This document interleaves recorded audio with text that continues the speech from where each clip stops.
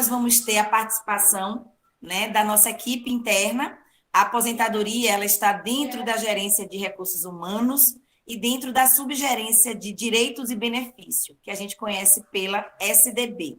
Hoje ela é supervisionada pela servidora Maria Isabel, que é a subgerente da carteira.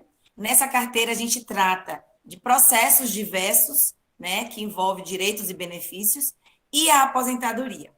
Então, hoje nós temos uma equipe de aposentadoria composta, além da supervisão de Maria Isabel, das servidoras Lisiane, Isabela, Bruno e Elane. Alguns desses têm chegado recentemente à nossa equipe, mas agregando bastante, desde já a gente agradece a presença deles aqui, porque estamos num processo contínuo de aprendizado, de construção das melhores condições possíveis que a UFES poderá ter para atender. Né? A gente sabe o quanto que o significado de um processo de aposentadoria na vida de um servidor. E a gente que externa a nossa empatia nesse momento, desde o orientar, desde o acolher, desde o tirar dúvidas, né? E desde o comunicar durante a tramitação desse processo. É importante o servidor ter conhecimento dos trâmites do seu processo, né? E tirar dúvida quando necessário. E nós estamos buscando essa melhoria, essa qualidade para melhor servir os servidores, nós servidores da Universidade Estadual de Feira de Santana. Eu já vi aqui que nossa convidada Carol chegou. Seja bem-vinda, Carol. Um prazer enorme estar com você aqui, mais uma vez, em especial no nosso diálogo. E Obrigada. desejo a todos um excelente diálogo. Obrigada. Bom dia, gente, novamente a todos. Obrigada aí, né, pela presença, pelo convite também da gerência da UFES. Para a gente aqui da Suprev é um prazer. Para quem não me conhece, eu sou Carolina Negredo, né? Eu faço parte da gestão da concessão de benefícios de aposentadoria do Estado, né, na Superintendência de Previdência, mais especificamente da coordenação que faz a concessão dos benefícios, né, tanto de aposentadoria quanto de pensão. Hoje, o convite, né, a ideia da gestão é a gente tratar um pouco sobre as regras de aposentadoria, né, quais são, assim, os maiores impactos que a reforma das previdências, né, tiveram aqui no estado da Bahia. E quando eu digo impacto das reformas, é justamente porque não somente a reforma do Estado impactou, né, na concessão de aposentadoria no Estado, mas também a reforma do governo federal, né, que foi mediante a publicação da emenda 103 de 2019, e essa emenda também trouxe, né, alguns impactos para a concessão das aposentadorias aqui no Estado. Foram muitas mudanças, né, nesse 1 ano e meio aí, 2 anos, foram realmente muitas mudanças, então a gente entende, né, a ansiedade, a preocupação daquele servidor que está próximo de se aposentar, mesmo porque é um benefício que a pessoa não contribuiu a vida toda e vai aí ficar recebendo, né, até o final da vida. Então a gente realmente entende que é um assunto muito delicado e muito importante, né, na vida do servidor, certo? Bom, eu preparei aqui um materialzinho, eu vou, se eu consigo compartilhar minha tela aqui, deixa eu ver aqui no Google Meet, onde é. As meninas estão com o material aí, né? Deixa eu esperar elas terminarem. Que eu compartilho. Val, libera a tela para a Carol colocar o material dela, por favor. Podem terminar, não tem. Pronto.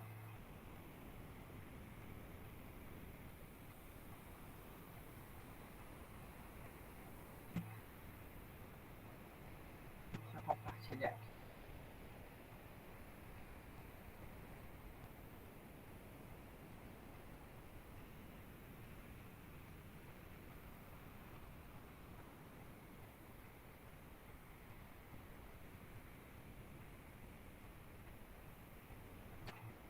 Pronto. Já estão vendo aqui a minha tela? Sim. Sim? Pronto, joia, obrigada. Bom, aqui, né, para iniciar a nossa conversa, a gente elencou aqui os principais reflexos das reformas da Previdência. E quando a gente fala das reformas, a gente está falando, né, especificamente assim, de 3 emendas constitucionais. Né? A primeira delas, que é a emenda 103, de 2019, que é a reforma da Previdência do governo federal, né, que impacta também para os servidores públicos, né, de todos os regimes, ou seja, impactou para os regimes, para os servidores da prefeitura, impactou para os servidores do estado da Bahia, do estado de Sergipe, certo? A gente está falando também sobre a reforma da Previdência propriamente dita do governo estadual, que foi a emenda 26 de 2020, e, mais recentemente, a emenda 27 de 2021, certo? Essa emenda 27 de 2021 é de junho desse ano, e a gente fala que ela é uma mini reforma, porque, na verdade, essa emenda 27, ela veio melhorar um pouco, né? Veio, assim, melhorar, ela veio simplificar o cálculo das aposentadorias que a emenda 26 trouxe, né? E então, a emenda 27, ela, assim, realmente facilitou a vida da SUPREV, né? As tratativas do processo, da instrução do processo de aposentadoria, também facilitou a instrução dos processos pelos órgãos. Então, a gente pode dizer realmente que a iniciativa da publicação da emenda 27 foi para realmente facilitar o nosso trabalho aqui no Estado, certo? Bom, a primeira modificação aí que a gente trouxe é sobre o cálculo da paridade, né, nas aposentadorias. A paridade, né, quando o servidor se aposenta, é um instituto que garante ao servidor que todo reajuste que seja concedido ao servidor da ativa, o servidor inativo tenha esse direito também. Né? A gente sabe que somente os servidores admitidos até 2003 têm direito a essa chamada paridade, né? Porque quem foi admitido a partir de janeiro de 2004, né, já foi admitido na vigência da emenda 41, então não tem direito à paridade.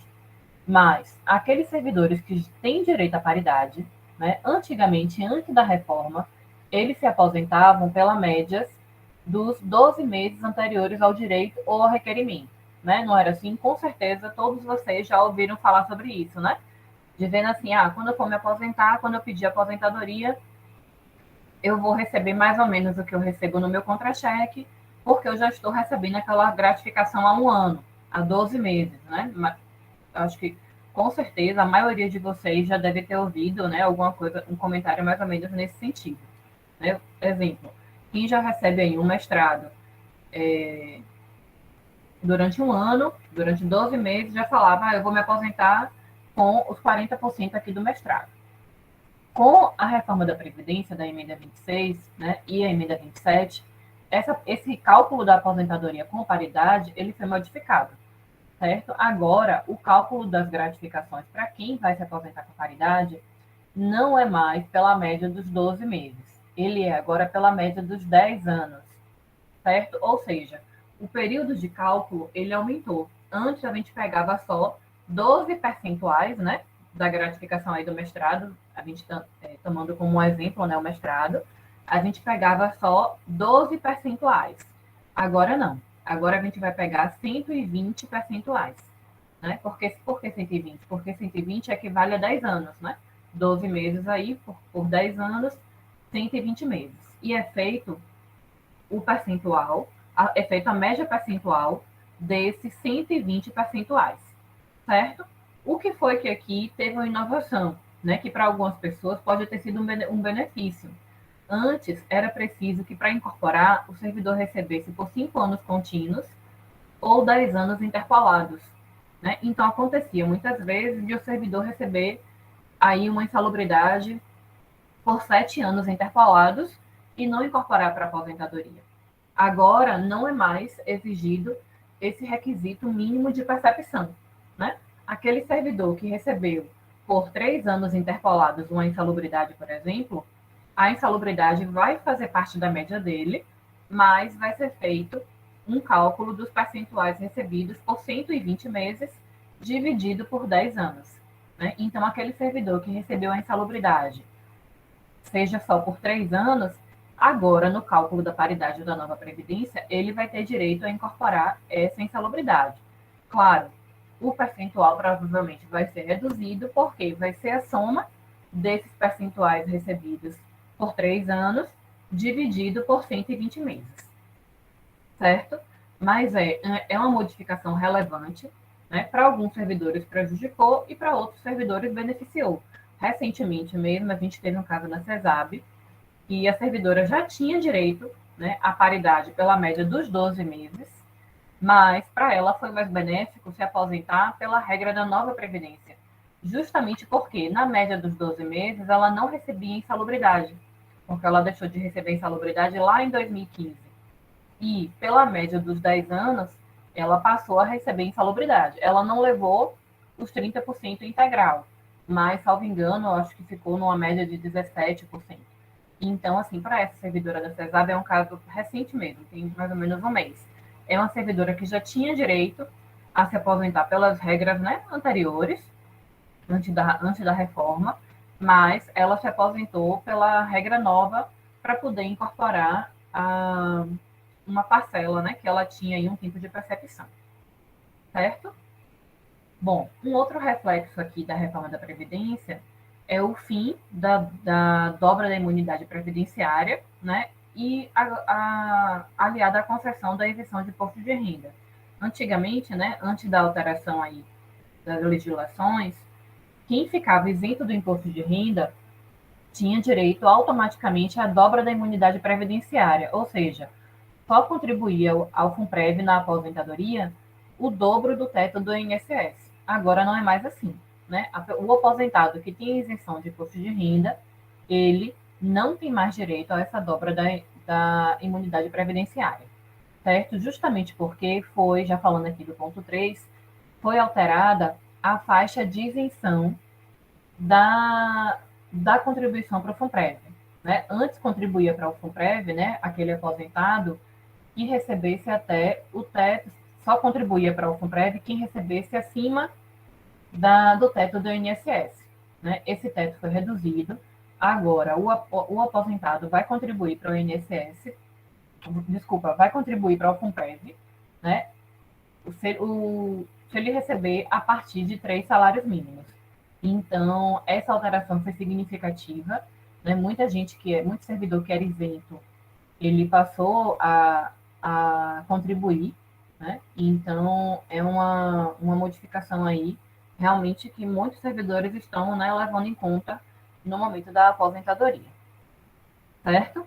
A gente também trouxe, né, aqui uma alteração significativa, que é a fixação do prazo de 180 dias para a duração do processo de aposentadoria. Né? Esse prazo de 180 dias, ele é computado a partir da data do requerimento, né? Então, se vocês derem entrada no processo de aposentadoria hoje, né, dia 30 de novembro, então aí, né, a unidade de RH, a SUBREV, né, a SAEB, a gente tem o prazo de 180 dias para poder fazer a concessão dessa aposentadoria, certo? Bom, aqui a gente agora tem sobre a regra de acumulação de aposentadoria e pensão, né?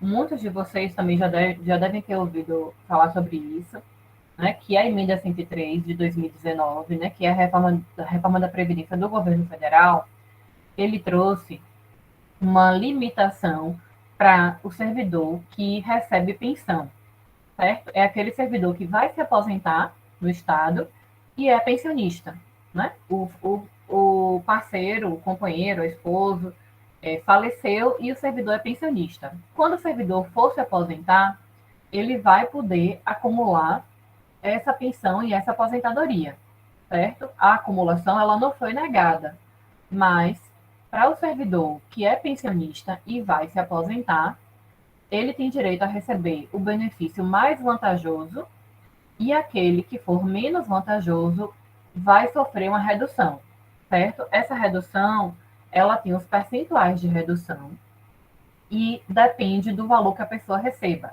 Ou seja, um benefício que seja até 2 salários mínimos tenha redução de 1 percentual.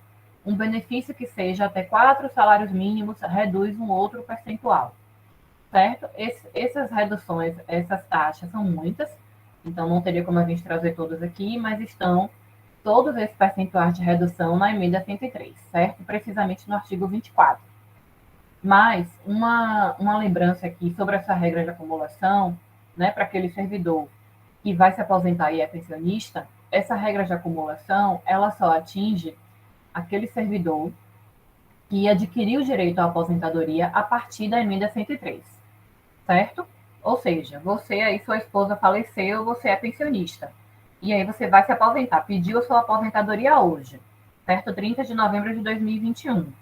Mas, se você adquiriu o direito à aposentadoria antes da reforma da Previdência da emenda 103, você vai poder acumular a sua pensão e a sua aposentadoria integral, certo? Porque essa regra de acumulação de proventos só atinge quem adquiriu o direito à aposentadoria a partir da emenda 103, certo?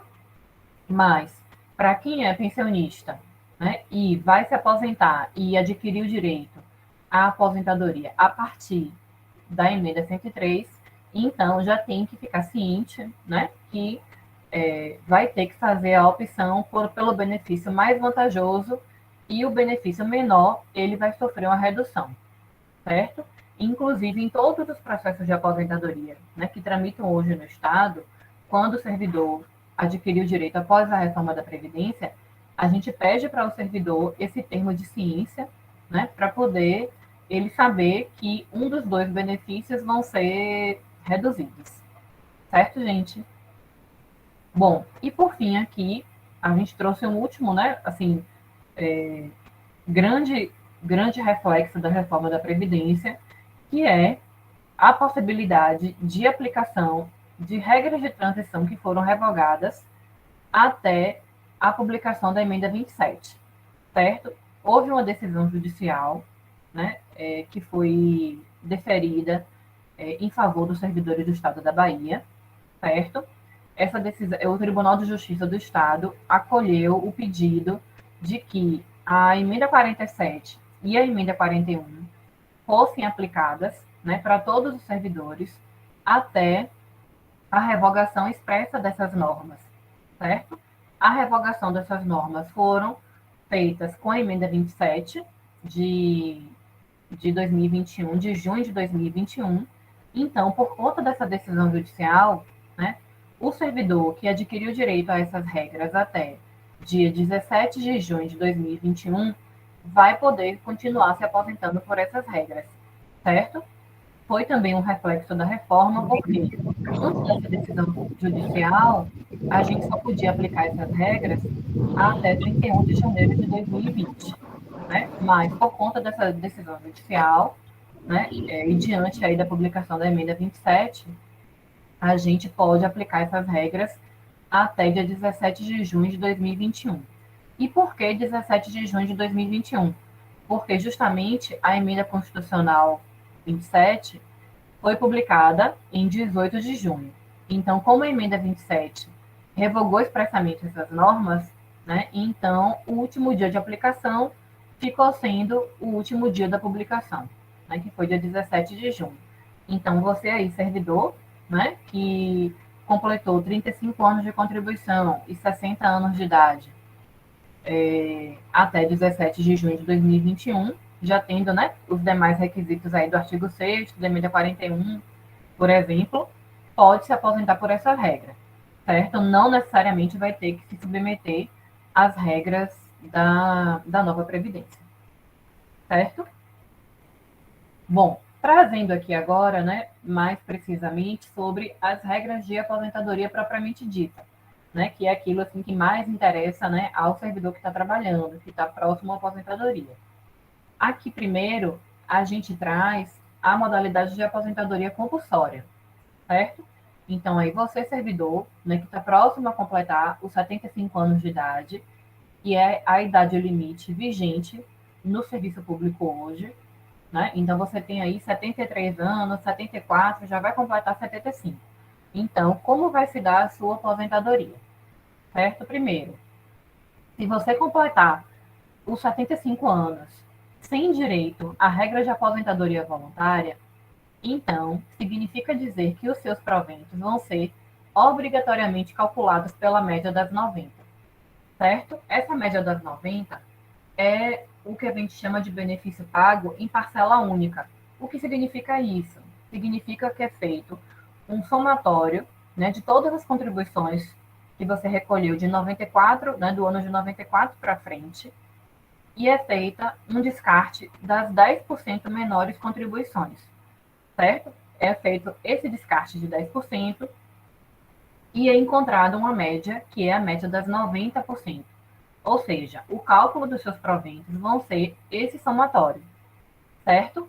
Mas você não vai receber esses 90% total, não, certo? É feito um cálculo de 60% da média das 90, mais 2% a mais para cada tempo excedente, certo? Tempo excedente aqui parâmetro, certo? É 15 anos para mulher e 20 anos para homem, certo? Ou seja, vou dar um exemplo aqui. Você é um servidor homem, né, que vai completar 75 anos de idade agora em dezembro. E você tem 25 anos de contribuição, certo? Bom, como você tem 25 anos de contribuição, então significa dizer que quanto tempo excedente você tem aqui da base de 20 anos? 5 anos excedentes, né? Porque o tempo mínimo são 20 anos de contribuição. Se você tem 5 anos excedentes, esses 5 anos, ele te dá 2% a mais por cada ano. Então, você vai ter o quê? 10% excedente. Esse 10% vai ser somado ao fator mínimo, que é 60. Então, o cálculo dos seus proventos vão ser 70% da média das 90, certo? Então, no exemplo, a sua média das 90 deu 10 mil reais.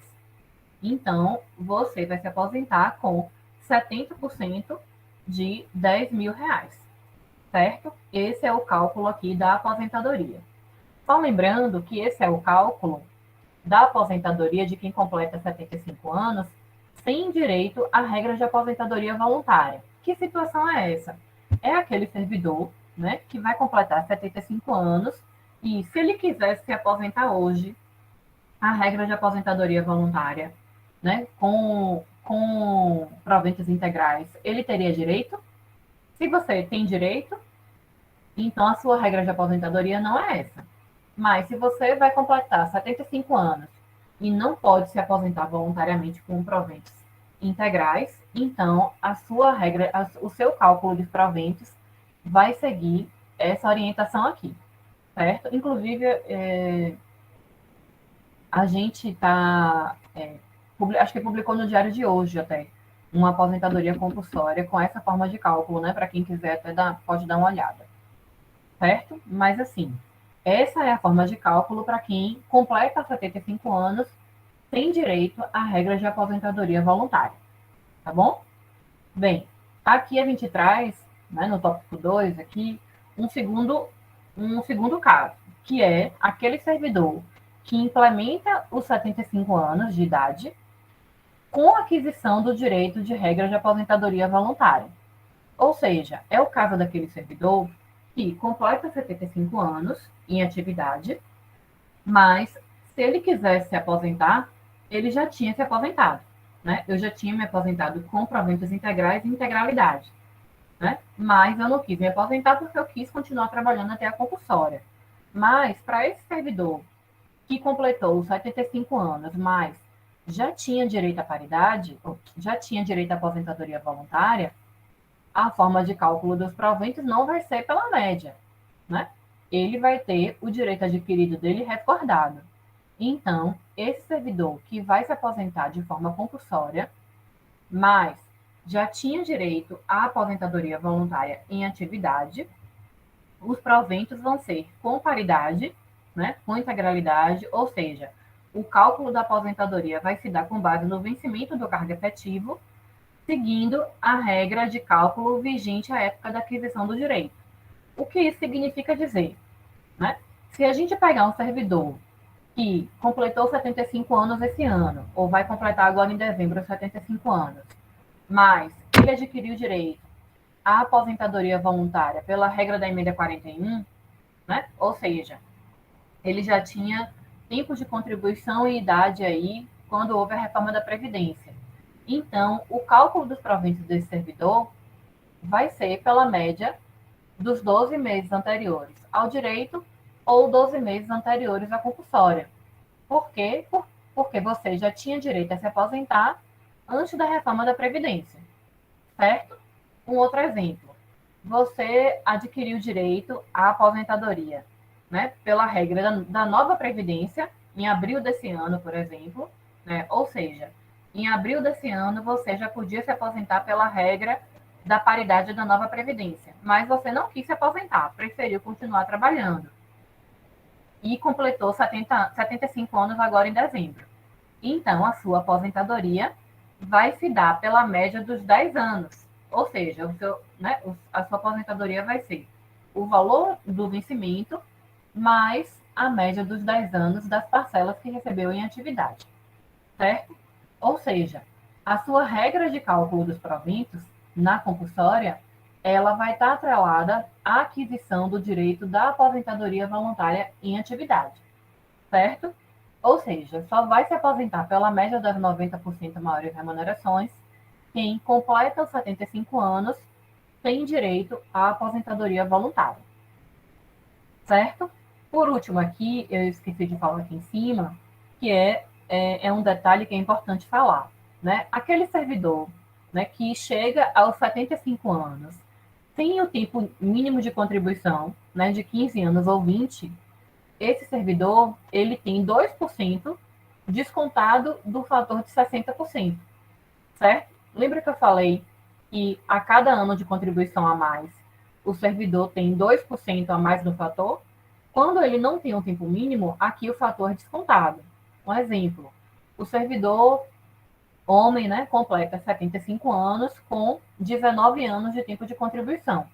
Ou seja, ele tinha 19 anos e nem o tempo mínimo de 20 ele completou. Então, esse servidor que completa 75 anos com 19 anos de contribuição, esse um ano aí a menos de contribuição que faltou para ele, certo? Vai ser descontado 2% do fator de 60. Então, esse servidor com 19 anos de contribuição, ele vai ser aposentado com 58% da média das 90, certo? Bom, em resumo aqui, a gente vê que o servidor que completa 75 anos, que é a idade limite da aposentadoria compulsória, ele, né, tem resguardado o direito adquirido ao cálculo dos proventos vigente na época da data da aquisição do direito dele, certo? Então, se você hoje vai completar 75 anos e já tem direito a se aposentar, né, o seu cálculo dos proventos da compulsória vai seguir esse direito que o senhor adquiriu, certo? Bom, dando seguimento, a gente tem a aposentadoria por incapacidade permanente, certo? A aposentadoria por incapacidade permanente é a modalidade de aposentadoria, né, que foi inserida pela emenda 26 aqui no estado, que veio substituir a aposentadoria por invalidez, certo? Então, a gente não fala mais, né, em aposentadoria por invalidez simples, invalidez qualificada. Hoje, a modalidade de aposentadoria vigente é a modalidade de aposentadoria por incapacidade permanente para o trabalho, certo? A única diferença aqui é que a incapacidade permanente para o trabalho, quando for decorrente de acidente de trabalho, doença profissional ou doença do trabalho, ela dá ao servidor o direito de proventos integrais, certo? Aí uma primeira pergunta que pode surgir: quem vai dizer se aquele acidente foi um acidente de trabalho, se aquela doença que eu desenvolvi foi uma doença profissional, uma doença do trabalho? A junta, certo? A junta médica está se estruturando, né, para isso, com médicos específicos, para poder fazerem esse tipo de análise, Então, é a junta médica que vai decidir aí se o acidente, a doença, se tratou de doença do trabalho, doença profissional ou um acidente do trabalho, certo? Bom, e aqui a gente segue um pouco o mesmo raciocínio da aposentadoria compulsória, certo? Ou seja, se você, né, está trabalhando aí e tem uma doença que te afasta do trabalho, né, ou seja, você recebe aí um laudo da junta médica, né, de incapacidade permanente para o trabalho. Se você, quando recebe esse laudo, você ainda não podia se aposentar, então os seus proventos vão ser calculados também pela média das 90%, certo? Seguindo a mesma orientação que a gente acabou de falar da aposentadoria compulsória. Ou seja, você está trabalhando, podia se aposentar se você quisesse? Não, não podia. Né? Eu sou servidor ativo e se eu quisesse, voluntariamente, eu não poderia me aposentar. Mas, infelizmente, eu fiquei doente e teve um laudo de incapacidade permanente para mim. Então, nesse caso, a sua aposentadoria vai se dar pelo cálculo da média das 90%, certo? A única diferença aqui da aposentadoria compulsória é que o fator mínimo sempre vai ser 60%. Isso significa dizer que aquele exemplo, né, que eu dei há pouco do servidor que tem 19 anos de contribuição, se esse servidor que tem 19 anos de contribuição, ele tem um laudo de incapacidade permanente para o trabalho, o fator dele vai ser sempre 60%, não é reduzido, certo? Nesse ponto aqui, o legislador, né, ele foi mais brando para a incapacidade, mesmo porque, né, é uma situação que não é prevista, né? A idade, sim, a idade a gente sabe quando a gente vai fazer 75 anos, mas a doença não, pega o servidor muitas vezes de surpresa. Então, nesse ponto aqui, o fator ele vai ser sempre 60%, mesmo que o servidor não tenha tempo mínimo de contribuição. Exemplo, uma servidora mulher tem 12 anos de contribuição, né? O fator dela vai ser 60%, certo? Não tem essa diminuição. Se for uma incapacidade permanente para o trabalho e for decorrente de acidente de trabalho, lembra que eu falei que seria proventos integrais? Então, nesse caso, a média vai ser 100% da média das 90%. Né? Se a junta considerou que a sua doença foi uma doença profissional, então, na sua aposentadoria, você vai levar 100% da média das 90%.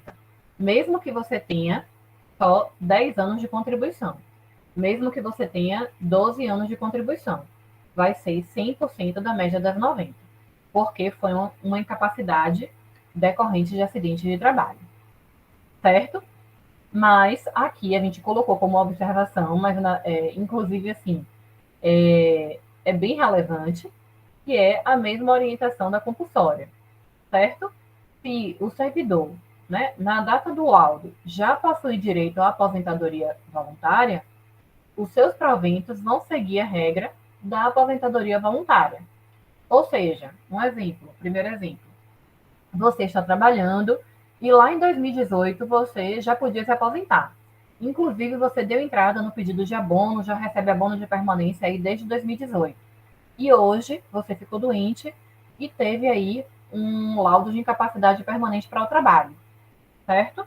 Bom, como você já podia se aposentar desde 2018, então a sua aposentadoria não vai ser pela média das 90. A sua aposentadoria vai seguir a regra da aposentadoria voluntária vigente lá em 2018, certo? Isso é justamente a proteção do direito adquirido, certo, gente? Um outro exemplo. Vamos supor que você não adquiriu o direito em 2018, mas que você adquiriu o direito ano passado, em 2020, certo? Você adquiriu o direito já pelas regras aí da nova Previdência, né? Como a gente falou, pela regra da nova Previdência, a paridade é como? A paridade é a média dos 10 anos anteriores ao direito ou ao requerimento, não é isso? Ou seja, se ano passado você adquiriu direito à regra de aposentadoria voluntária da nova Previdência, e esse ano você teve um laudo de incapacidade, então a sua aposentadoria por incapacidade vai seguir essa regra da aposentadoria voluntária. Ou seja, você vai incorporar o vencimento mais as parcelas que você recebeu fazendo uma média dos últimos 10 anos, certo?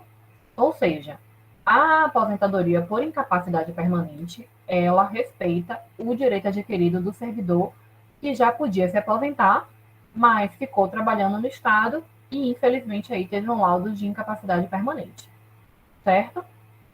Ou seja, em resumo, a aposentadoria por incapacidade permanente, ela só vai ser calculada pela média, né, das 90, para aquele servidor que teve o laudo de incapacidade sem direito à aposentadoria voluntária.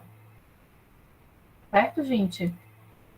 Bom, dando continuidade aqui, né, agora a gente vai tratar sobre as aposentadorias voluntárias, certo? A gente já viu a compulsória, a incapacidade, certo? Agora a gente vai tratar das voluntárias propriamente dito, certo? Aqui a gente traz a primeira regra de aposentadoria voluntária vigente hoje, certo? Como aqui diz, é uma regra obrigatória para todo servidor que foi admitido a partir de 1º de fevereiro do ano passado. Ou seja, né, você aí é um professor que foi admitido na UFES em abril do ano passado, ou então um técnico universitário que foi nomeado esse ano. Então, essa regra daqui é a regra obrigatória para aplicação para o servidor público, certo? Que foi admitido a partir de 1º de fevereiro de 2020. A idade mínima para homem é 64 anos, para mulher 61 anos, com 25 anos de contribuição e 10 anos de serviço público, no mínimo, certo? O cálculo é 90% das maiores contribuições, sendo que é 60% do cálculo dessa média, mais 2% para cada ano excedente. Né? 15 anos o tempo mínimo para mulher e os 20 anos o tempo mínimo para homem para o cálculo, certo? Ou seja, uma mulher que tem 20 anos de contribuição hoje, 20 não, né? Porque o mínimo é 25, que tenha 25 anos de contribuição, ela tenha 61 anos, ela vai poder se aposentar por essa regra. Então, ela vai ter 2% para cada ano excedente. Como ela tem 25, são 10 anos excedentes. Então, ela vai ter 20% a mais. 20% somado ao 60% mínimo do fator, vai ter direito a 80% da média das 90. Certo? Bom, ou seja, essa é a regra de aposentadoria vigente. Certo? Obrigatória, o que a gente chama de regra geral, obrigatória para todo servidor público nomeado, né, com admissão a partir de 1º de fevereiro do ano passado. A partir de agora, a gente vai ver o que a gente chama de regras de transição. Por que são regras de transição? Porque são regras para o servidor que já estava no serviço público antes da emenda 26, certo? Essas regras de transição, elas se dividem em regras com integralidade e regras sem integralidade. O que significa isso? Significa dizer que, com integralidade, os proventos vão ser calculados com base no vencimento mais a média dos 10 anos, né? Ou seja, vai ser feita a média de um mestrado, a média de uma CET, média de insalubridade, média da GSTU, certo? E a gente tem as regras de transição sem integralidade. Sem integralidade significa que o cálculo dos proventos vão ser em parcela única, ou seja, é a média das 90% maiores contribuições, certo? A primeira regra que a gente tem, gente, de transição com integralidade, certo? É a chamada regra de pontos. Essa regra de pontos, com integralidade, ela só pode ser aplicada... Eita, tá passando aqui um lado, espero que não atrapalhe tanto. Mas bora continuar. Bom, essa regra de pontos com integralidade, ela só pode ser aplicada para aquele servidor que foi admitido antes da emenda 26 de 2020 e para aquele servidor que foi admitido antes da emenda 41 de 2003. Isso daqui é essencial. Ou seja, se você foi admitido depois da emenda 41, essa regra daqui não pode se aplicar para você, certo? Mesmo que diga, mas eu fui admitido antes da reforma antes da reforma da emenda 26. mesmo assim não pode. Essa regra de pontos com integralidade, ela só pode ser aplicada para quem foi admitido antes da emenda 41. Esses aqui são os requisitos, né? A idade, 64 para homem, 61 para mulher, 30 anos de contribuição para homem, e 35 para homem e 30 para mulher, 15 anos de tempo público, certo? E o somatório de pontos previsto na emenda 26. Para quem não sabe, né, tem uma tabela na emenda 26 que é exigido o somatório de pontos. O somatório de pontos vigente hoje para a mulher é 88 pontos. 88 ou 87? Eu tiro a dúvida. Deixa eu ver aqui melhor. Deixa eu ver. 87. A gente vai aumentar em agosto do ano que vem. Porque esse somatório de pontos, né, como dito aqui, ele aumenta a cada 1 ano e 3 meses. Então, hoje, a pontuação mínima tem que ter 88 pontos para mulher e 97 pontos para homem e 87 para mulher.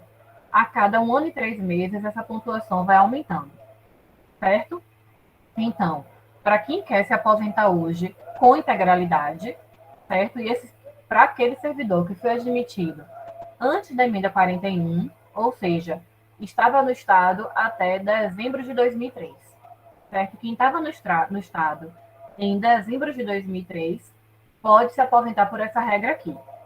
Agora, um adendo, tem que ter todos esses requisitos, certo? Não basta ter 64 anos, tem que ter 35 anos de contribuição, certo? Não basta ter 64 anos e 35, tem que ter a pontuação mínima, certo? São requisitos aqui cumulativos, tá bom? Como eu falei, a regra de pontos, ela pode ser com ou sem integralidade. Ela vai ser com integralidade para quem foi admitido antes da emenda 41. Para quem não foi admitido antes da emenda 41, por exemplo, um servidor aí, um professor ou analista universitário que foi admitido em 2005, por exemplo. Então, ele não vai se aposentar com integralidade, vai ser sem integralidade. Então, vocês vão perceber, que a idade mínima reduz para 54 para mulher, para homem aumenta para 59 e o tempo de contribuição permanece. 30 anos para mulher e 35 para homem, com 15 anos de tempo público. Sendo que aqui os proventos vão ser em parcela única, certo? Ou seja, respondendo a pergunta aí, né, da colega, que eu acredito que seja de muitos de vocês, qual a idade mínima para poder se aposentar? Aqui, pelas regras de transição da emenda 26, essa daqui é a regra com menor idade para aposentadoria. Ou seja, se você hoje, né, é uma professora, é um técnico universitário e tem 54 anos, você já pode pedir a sua aposentadoria, tendo esses demais requisitos aqui, certo? Uma observação, inclusive. Carol, eu tenho 30 anos de contribuição, tenho 54 anos, tenho 15 anos de tempo público, já tenho todos os requisitos. Eu posso me aposentar? Pode. Você vai se aposentar, sem integralidade. Aí você fala, Carol, mas eu fui admitida em 98. Então, se eu fui admitida em 98, eu tenho direito à integralidade. Aí eu vou te responder, bom, você tem uma expectativa de se aposentar com integralidade. Mas essa regra daqui são esses requisitos para aposentadoria sem integralidade. Você que foi admitido em 98, você pode se aposentar com integralidade, mas aí você vai ter que esperar os requisitos da regra com integralidade. Então, você que é uma mulher com 54, não vai poder se aposentar com 54 anos com integralidade, certo? Porque essa regra daqui, com esses requisitos, exigem a idade mínima de 61 anos. Então, se você ingressou no Estado em 98, né, em 2002, em 2001, em 2003, você pode se aposentar com paridade e integralidade, mas desde que você respeite os requisitos. Mas se você falar, não, eu fui admitido em 98, mas eu não, né, já estou cansada, quero me aposentar, não aguento mais trabalhar. Já tenho 30 anos de contribuição, tenho 54 anos. Pode repetir aí com integralidade para a mulher aí? Pode repetir? Como? Eu não entendi. Não entendi, mas eu acho que era alguma coisa sobre repetir, né? Vou voltar aqui. Essas duas regras de transição, elas se subdividem em com e sem integralidade, né? A aposentadoria com integralidade, o cálculo vai ser o valor do vencimento mais o valor das parcelas que o servidor receba, né? Pela média dos 10 anos. Ou seja, é feito um cálculo dos 10 anos do que o servidor recebe. É feito um cálculo da GSTU, é feito um cálculo de insalubridade, de mestrado, doutorado, produção científica, não importa, certo? Já a aposentadoria sem integralidade é feito um cálculo das 90% maiores remunerações, certo? Essa é a diferença de integralidade sem integralidade. Bom, gente, bora combinar o seguinte, né? Deixa eu terminar esse bloco, certo? E aí, no final, eu abro um tempinho a mais para perguntas, tá bom? Se não organiza, interrompe, atrapalha o colega, a gente fica também sem controle de quem queria perguntar primeiro, tá joia? Bora terminar aqui esse bloco, que aí a gente faz um momento de perguntas, tá joia? Bom, completando aqui.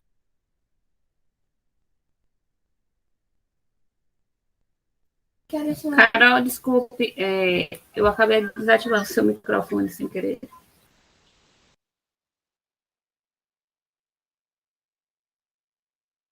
Você pode ligar novamente.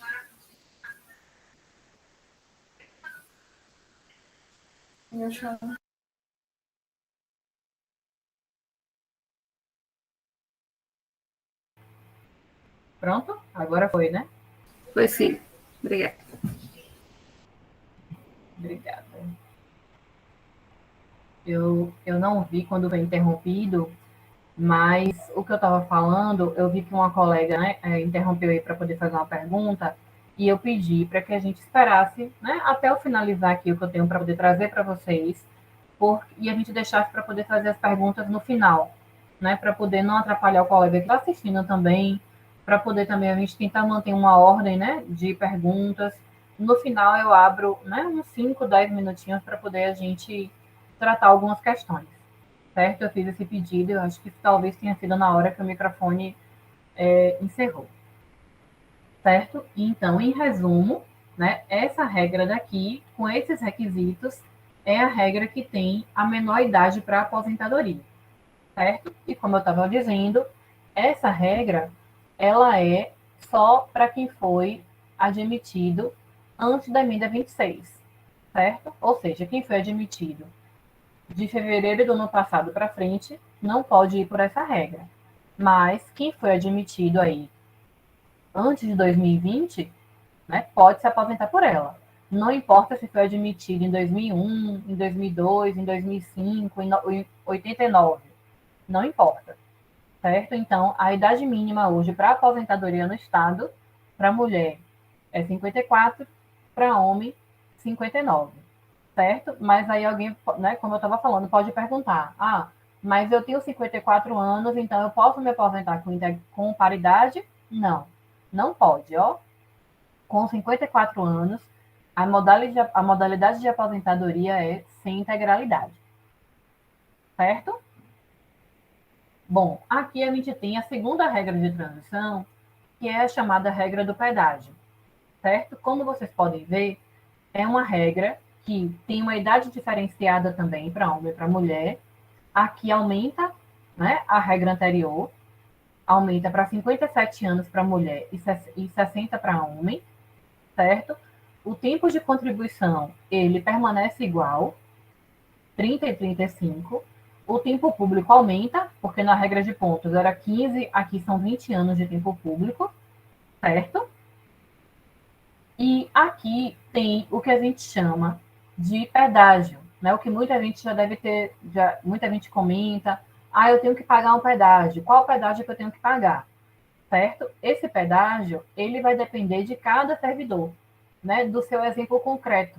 Então, por isso que é impossível a gente dizer, tem que pagar um pedágio de 30%, vai de 3 anos, tem que pagar um pedágio de 2 anos, tem que pagar um pedágio de 10 anos.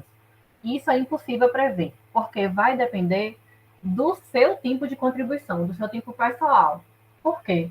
Porque o tempo do pedágio que você tem que pagar, ele é um percentual de 60% sobre o tempo que faltava para completar 30 ou 35 anos, né, a depender se for homem ou mulher, em 1º de fevereiro de 2020.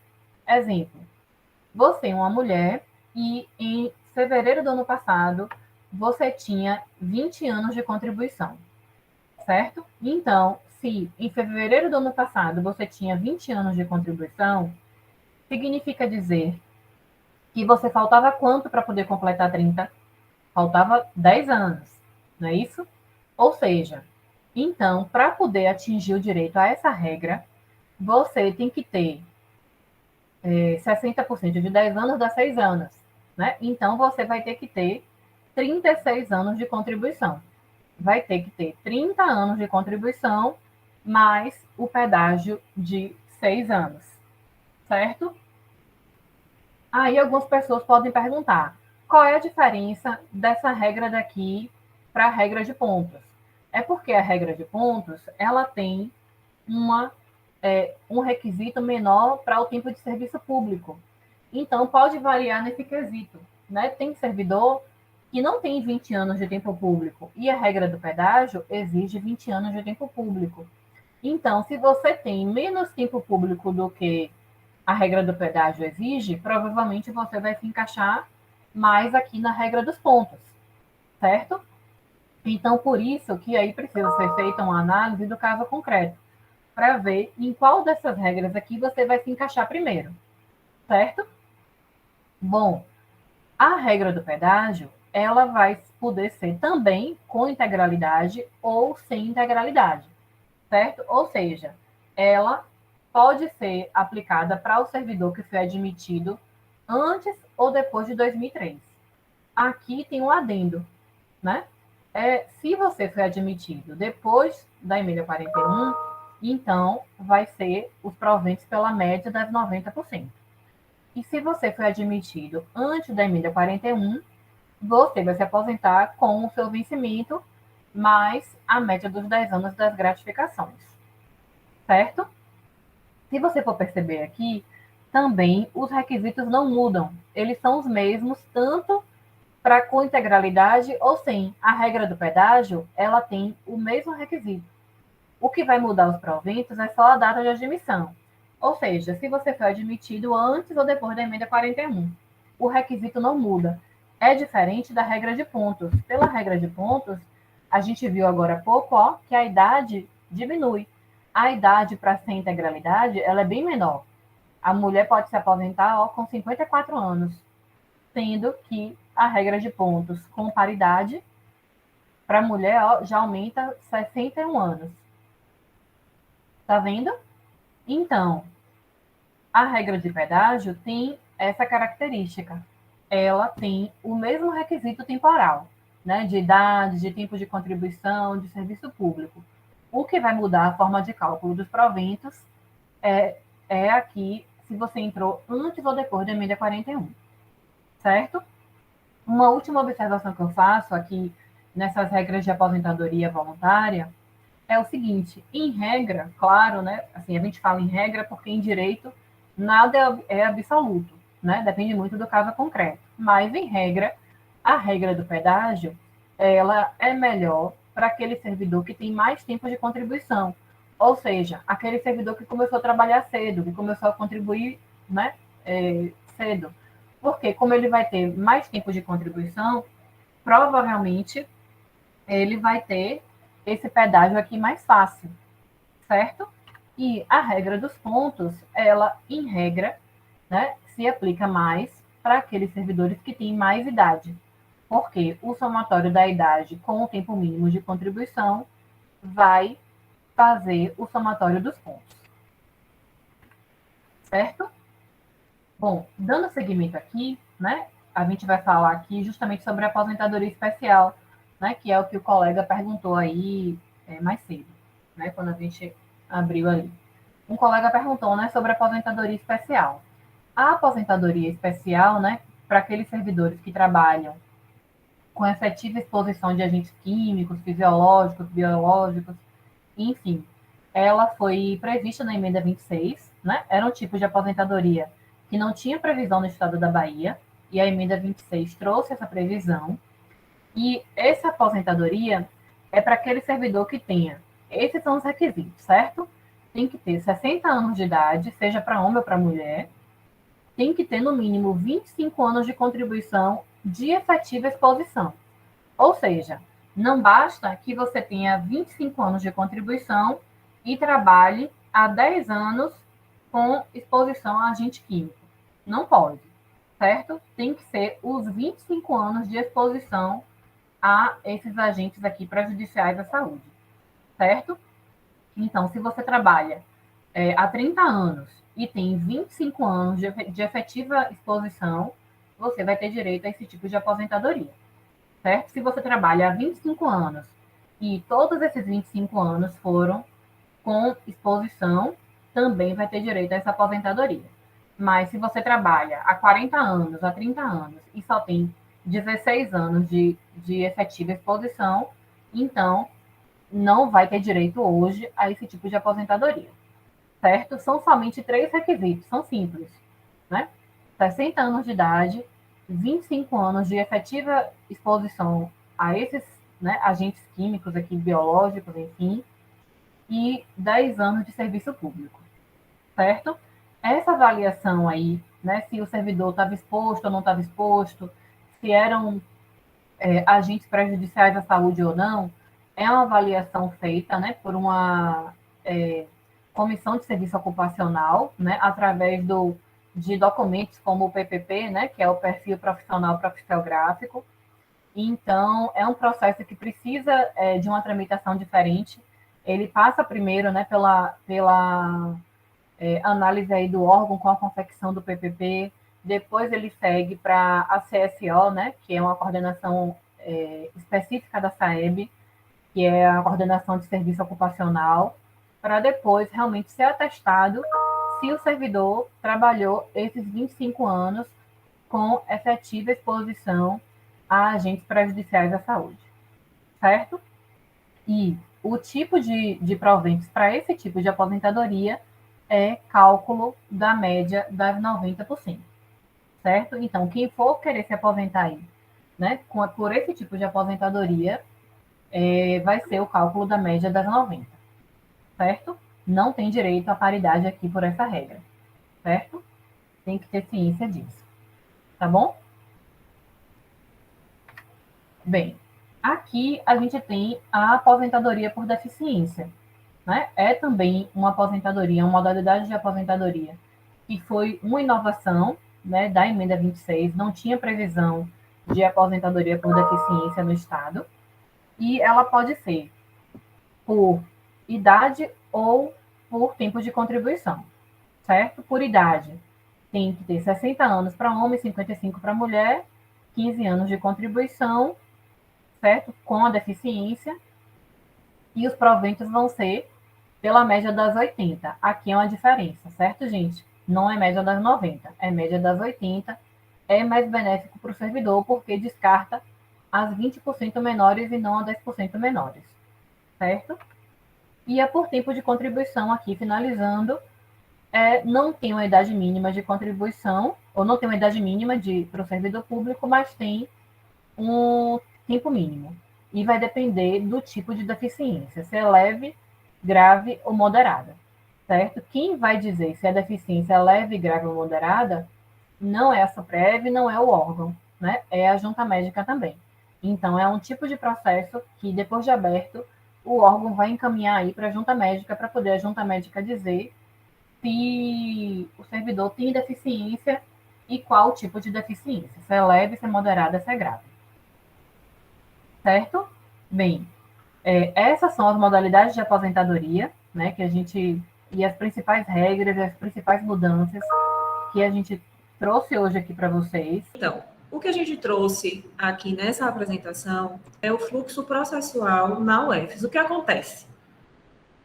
Primeiro, nós trazemos o conceito, é um benefício previdenciário caracterizado pelo afastamento remunerado do servidor, vinculado ao regime próprio de previdência, FUNPREV ou BAPREV, após cumprir requisitos estabelecidos em lei.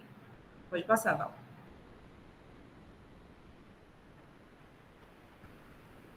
Aqui nós trouxemos a legislação, nós fizemos um índice de legislação, a reforma federal número 103 de 2019, que obrigou os estados a cuidarem das suas próprias previdências, né, porque antes ela era sistematizada pelo governo federal. Depois dessa emenda 103, nós tivemos a liberdade, enquanto estado, de editar a legislação previdenciária. Como o Carol já falou, nós não vamos nos aprofundar nesse momento no estudo dessa legislação e, infelizmente, não podemos tratar de exemplos de caso prático, como nós vimos aqui bastante a solicitação de vocês no chat. Por quê? Porque esse trabalho de análise, ele é complexo, a gente precisa analisar todo o histórico funcional do servidor para ver em qual regra previdenciária de aposentadoria aquele servidor se encaixa. Não é um trabalho simples, inclusive por orientação legal, constitucional, a gente precisa, nós técnicos, nós precisamos escolher a legislação mais benéfica, a regra mais benéfica para o servidor em termos financeiros, mas eu vou me ater hoje na Instrução Normativa número 4 de 2021, ela foi emitida em janeiro desse ano, que trouxe a alteração do operacional, do fazer do RH, e trouxe também responsabilidade e coparticipação do servidor. Pode passar, Val. Aqui nós destacamos a reforma da Previdência, que é a número 103, de 13 de novembro de 2019, responsável por diversas alterações, principalmente em relação ao operacional de montagem desse processo.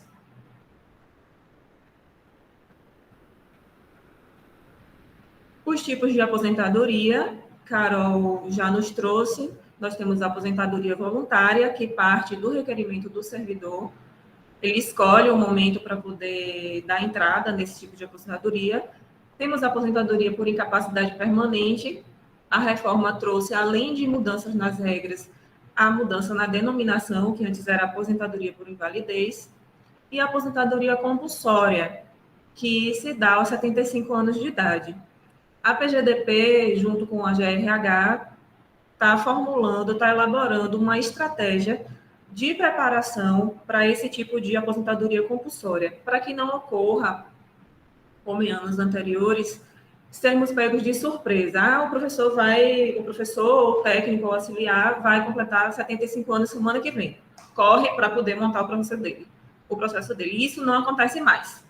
Nós temos agora um servidor que vai completar 75 na próxima semana, se não me engano, metade do mês, e ele já está orientado para poder montar o processo dele e nos encaminhar para análise e encaminhamento da SUPREV.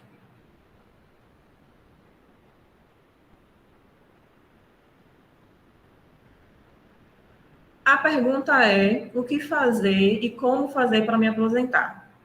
Nesse momento, esse é o momento em que o servidor colabora com nós do RH para a montagem do seu processo de aposentadoria. Como eu já falei para vocês, em janeiro de 2021 foi emitida uma Instrução Normativa número 4, que traz uma coparticipação do servidor. No item 3, do item 3 até o item 3.8, é de responsabilidade do servidor de colacionar determinados documentos que são obrigatórios na composição desse processo, na instrução desse processo. São eles RG, CPF, uma declaração de benefícios emitida pelo INSS, a declaração de que solicita a contagem em dobro da licença-prêmio adquirida até 15 de dezembro de 1998, como Carol falou, respondendo uma pergunta. E nós precisamos, eu estou sempre aqui fazendo a comunicação com os requerentes de aposentadoria, sinalizando da importância de conhecer essa Instrução Normativa número 4. Como que essa instrução tem sido socializada? Assim que o requerente de aposentadoria protocola o seu processo no SEI, o SEI Bahia, todo servidor tem acesso ao SEI, com login e senha, e é necessário preencher o RDV, o Requerimento de Direitos e Vantagens, colacionar esses documentos da Instrução Normativa número 4, são cerca de 8 documentos ao todo, e enviar para o endereço EFES, REIT, PGDP e GRH. É também uma reformulação do fluxo processual aqui feito pela PGDP, uma novidade que nós vamos ter o ano que vem, a partir do ano que vem, um protocolo interno. Como vai funcionar esse protocolo interno?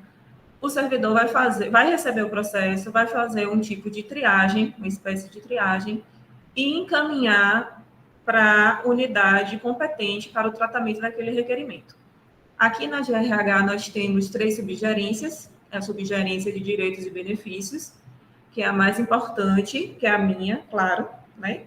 Tem a de pagamento, que é a SPAG, e tem a SAAP, que é a subgerência de acompanhamento de pessoas, de acompanhamento e admissão de pessoas. Para vocês terem uma ideia, a SDB, a Subgerência de Direitos e Benefícios, além de cuidar dos processos de aposentadoria, cuida também do tratamento de mais de 24 requerimentos. Vocês podem ver essa lista no site da GRH, o EFES. Nesse momento de ausência do protocolo, quem faz a triagem e o saneamento desse processo sou eu. Né? Então, para vocês terem uma ideia, eu já recebi processo contendo apenas o RDV do servidor. Então, eu devolvo, coloco a instrução normativa número 4, solicito o atendimento daqueles documentos, a juntada daqueles documentos, e me disponibilizo através de e-mail, através do SEI mesmo, e do meu telefone pessoal e o WhatsApp, para orientar o requerente de aposentadoria. Por quê? Nem sempre o servidor ele consegue entender, primeiro, que tipo de documento é aquele e para que ele serve, né? Por exemplo, no caso de um servidor que já tem um benefício pago pelo INSS, nós podemos ver com Carol que na hora da concessão de aposentadoria, esse benefício, se for de menor valor, ele vai sofrer um desconto. Então, é necessário que o servidor lhe junte essa declaração de benefício emitida pelo INSS para a gente poder verificar se existe ou não um benefício pago pelo INSS àquele servidor. Certo? Eu sugiro que vocês, requerentes, se familiarizem com essa instrução normativa. Quem tiver aqui no chat que tenha interesse em dar entrada na aposentadoria ano que vem, já vá providenciando esses documentos, porque vocês vão depender de outro órgão, como, por exemplo, o INSS. E se tiver aposentadoria de outro regime próprio, como existe aqui o regime próprio de Previdência de Feira de Santana, vocês vão também precisar comprovar essa percepção desse benefício. Então, depois que eu faço o saneamento do processo, o que é que acontece com esse processo aqui dentro da UFES?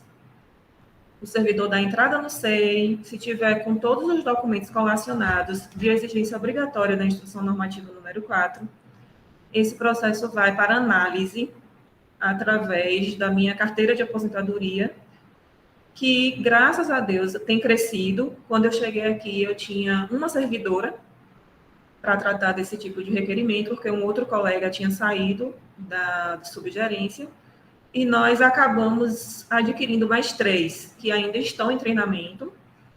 Um desses servidores é Lisiane, que ficou aqui como suporte nosso no chat, atendendo as perguntas de vocês. E foi uma servidora que, graças a Deus, deu um outro enfoque à carteira, trouxe mais celeridade, e agora funciona como multiplicadora de conhecimento, juntamente com a outra servidora que nós tínhamos aqui. Certo? Depois disso, depois que o técnico analisa o prontuário do servidor, não raro nós encontramos inconsistências que devem ser resolvidas internamente. Exemplo, averbação de tempo de serviço. Toda a vida funcional do servidor, ela é regida por portarias. Se você recebeu licença prêmio, se você saiu de licença prêmio, se você saiu de licença de interesse particular, tudo é documentado e tudo é concedido através de portaria. Às vezes, essa portaria ela é publicada com algum equívoco. Então, nós precisamos parar a análise do processo de aposentadoria e encaminhar o saneamento dessa inconsistência, certo? Temos também diligências solicitadas pela SUPREV, quando o processo já está todo pronto. E aqui eu vou falar para vocês da instrução normativa novamente, no item 4, que é de obrigatoriedade de cumprimento do RH, através da carteira de aposentadoria. Esse item 4, ele tem mais de 50 orientações a serem atendidas.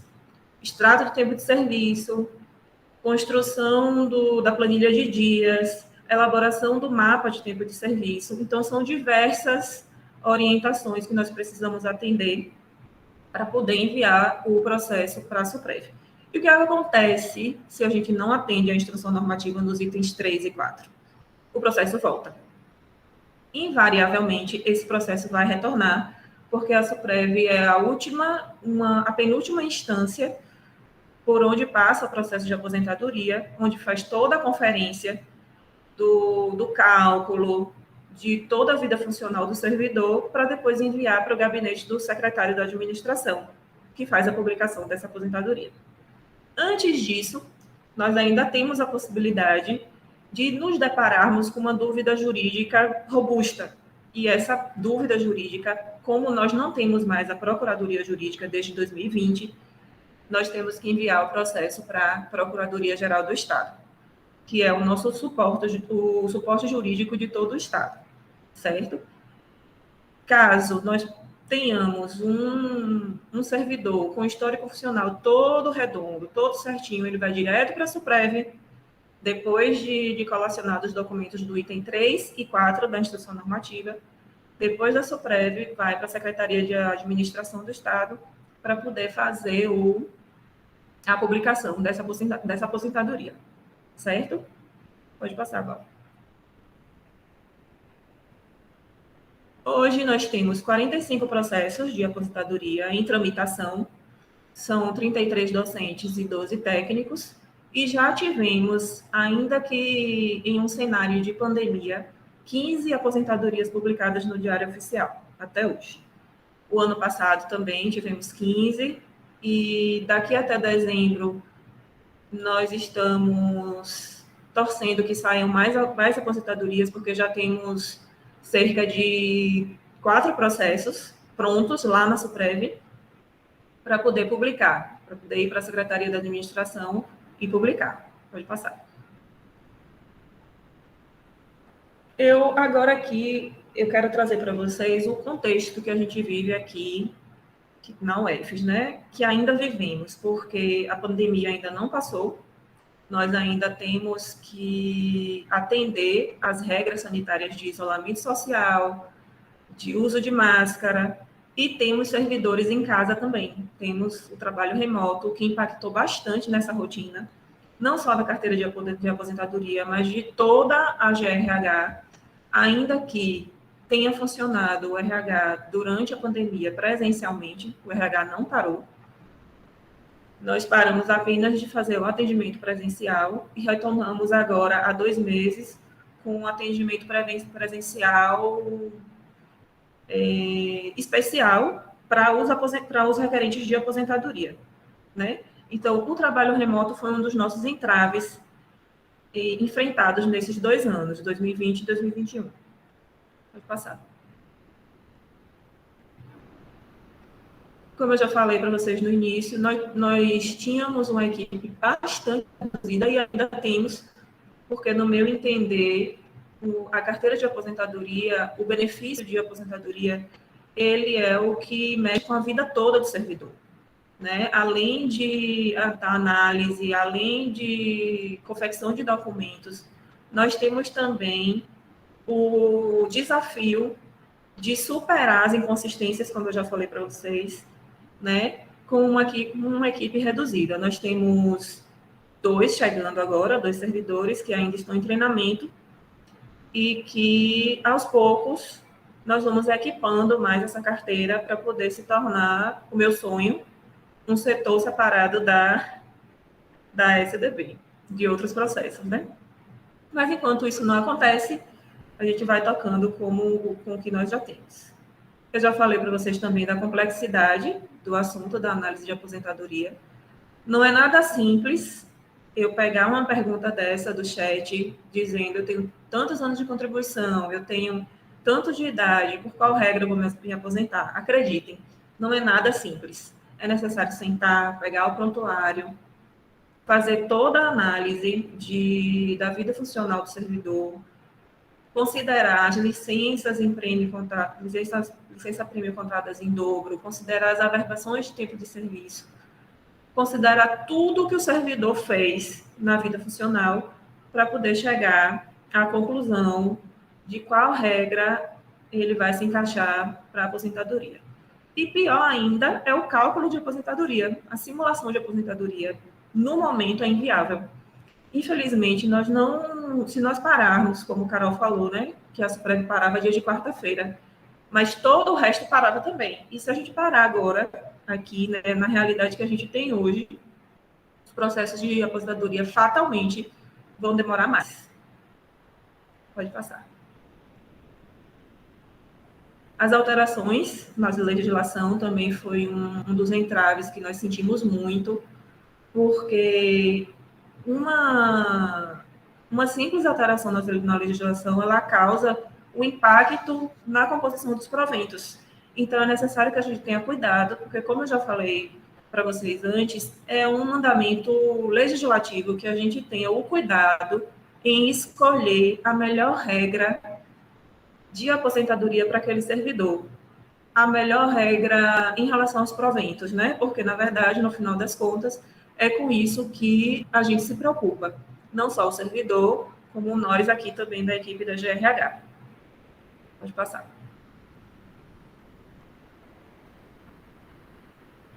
Os erros no requerimento da aposentadoria.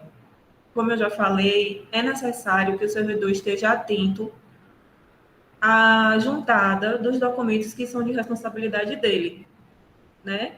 Geralmente, um servidor daqui da UFES, ele não recebe benefício pelo INSS. Então, a declaração que tem que ser juntada é uma declaração muito simples. É só entrar no site do meu INSS, que todo cidadão tem acesso, e emitir essa declaração informando que não existe pagamento de benefício pelo INSS.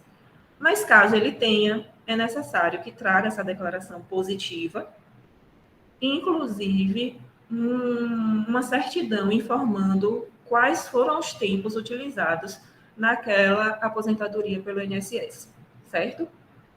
Então, se eu não tenho essa coparticipação positiva do servidor, o processo de aposentadoria demora também.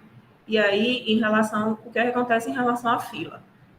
Nós respeitamos uma fila cronológica de chegada de requerimentos de aposentadoria, assim como os outros requerimentos da carteira de processos.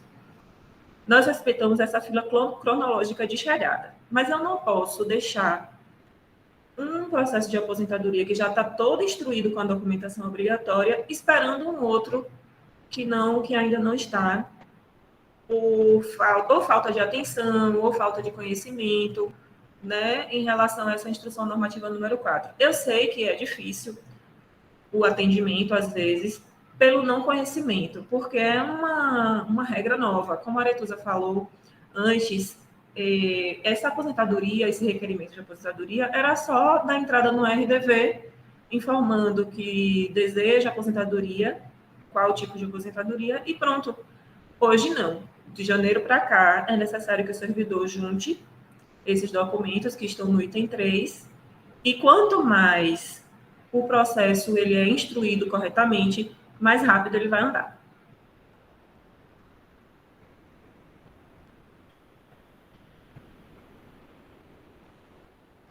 Como é que acontece a montagem, a análise do processo de aposentadoria e a instrução dele. O que é a instrução? A instrução processual que a gente tanto fala é colocar os documentos necessários que estão lá na instrução normativa número 4 no processo. O item 3 é todo de responsabilidade do servidor e o item 4 é todo de responsabilidade do RH.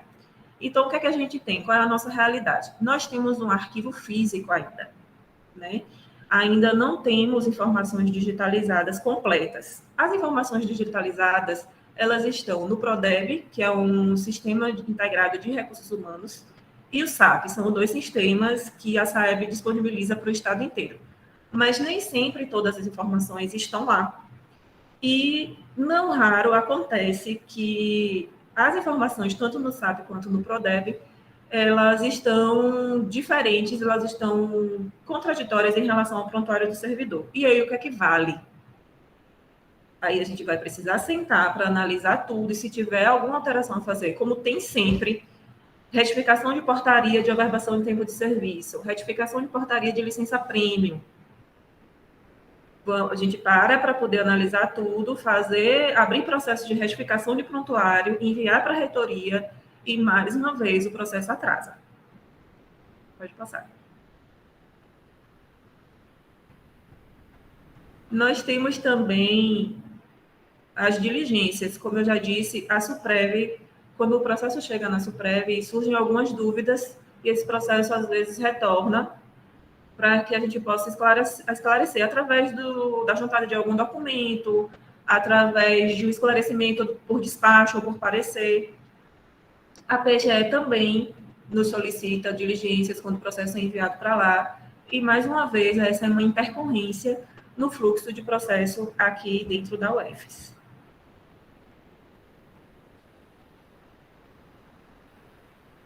Eu já falei para vocês sobre o impacto que a ausência da Procuradoria Jurídica nos trouxe, porque, tendo um procurador jurídico aqui dentro do órgão, era muito mais fácil dirimir esse tipo de dúvida jurídica em relação à averbação de tempo de serviço, se é tempo público, serve para averbar para o quê? Para licença prêmio, para adicional, para aposentadoria.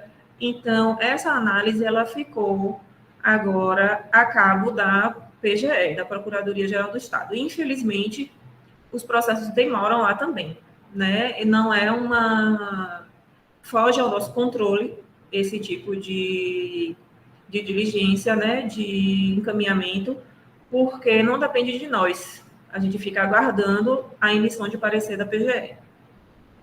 Pode passar.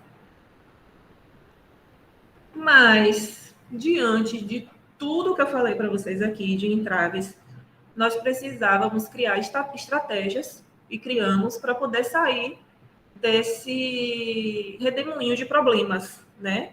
Que foi o trabalho remoto, nós tínhamos que escanear documento, prontuário, para enviar para o servidor que estava em casa. Ainda hoje, nós temos na equipe da GRH servidores em casa, não estamos com a equipe completa, estamos retomando agora, estamos na fase 3, e vamos iniciar a fase 4 de retomada do trabalho presencial, mas ainda dificulta o nosso trabalho, né? Então, quais foram as estratégias que a PGDP, através da GRH, tomou? Aquisição de mais 3 servidores para compor a equipe de aposentadoria, treinamentos, nós, inclusive, tivemos treinamento com Carol Negredo mais de uma vez esse ano. De junho para cá, a equipe tem sido capacitada de tempos em tempos por conta da complexidade desse assunto. Tivemos, independente da pandemia, mesmo com pandemia, nós tivemos treinamento presencial com a vinda de uma servidora da SUPREV, ficou aqui com a gente por 3 dias, né? Isso foi um suporte muito grande para nos dar segurança de lidar com esse tipo de processo, né? Por conta do operacional muito complexo. A comunicação diária com os requerentes via telefone e WhatsApp, e presencialmente nós abrimos a possibilidade, enviamos uma comunicação por e-mail informando que estaríamos disponíveis para o agendamento presencial. Nós tivemos, por conta da pandemia e respeito às regras sanitárias, um agendamento pela manhã e outro agendamento à tarde. Isso funcionou muito porque nós ficamos mais próximos dos servidores, dos requerentes de aposentadoria para explicar, inclusive, o porquê da exigência dessa instrução normativa número 4, né?